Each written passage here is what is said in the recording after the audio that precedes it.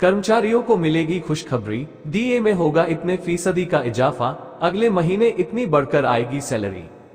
नई Delhi DA hike, केंद्र सरकार के द्वारा कर्मचारियों के लिए काफी बड़ी खुशखबरी दी गई है।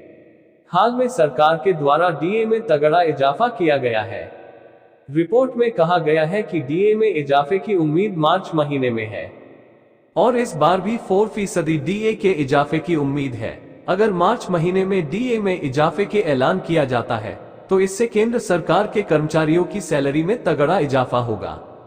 मीडिया रिपोर्ट की माने तो हालिया डीए में किया इजाफा 1 जनवरी से लागू होगा और इसका ऐलान मार्च 2024 में किए जाने की उम्मीद है।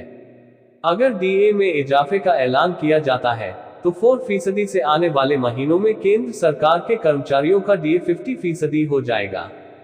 इससे पहले बीते साल अक्टूबर में इन कर्मचारियों के डीए में इजाफा किया गया था और जुलाई से इसे 4% बढ़कर 46% कर दिया गया था।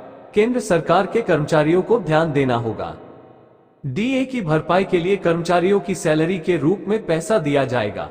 वहीं इजाफा होता है तो इससे केंद्र सरकार के कर्मचारियों की सैलरी बढ़ जाती है, तो इसी तरह पेंशन धारकों को भी उन्हीं सिद्धांतों के जरिए डीए दिया जाता है। डीए कैलकुलेशन कैसे होती है? सेंट्रल गवर्नमेंट के कर्मचारियों को साधारण जानकारी के लिए डीए मूल सैलरी के प्रतिशत के रूप में दिया जाता है और डीए पेंशन राशि के फीसदी के रूप में दिया जाता है। बता दें, डीए और डीआर में साल में 2 बार संशोधन किया जाता है। 1 जनवरी और 1 जुलाई से लागू होने वाला डीए का ऐलान खासतौर पर मार्च और सितंबर के आसपास होती है। 48.67 लाख कर्मचारियों को होगा फायदा।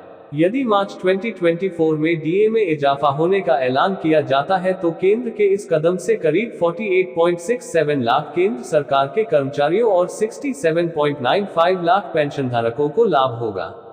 डीए और डीआर दोनों को ध्यान में रखते हुए केंद्रीय खजाने पर 12,857 करोड़ रुपए होने का अनुमान है।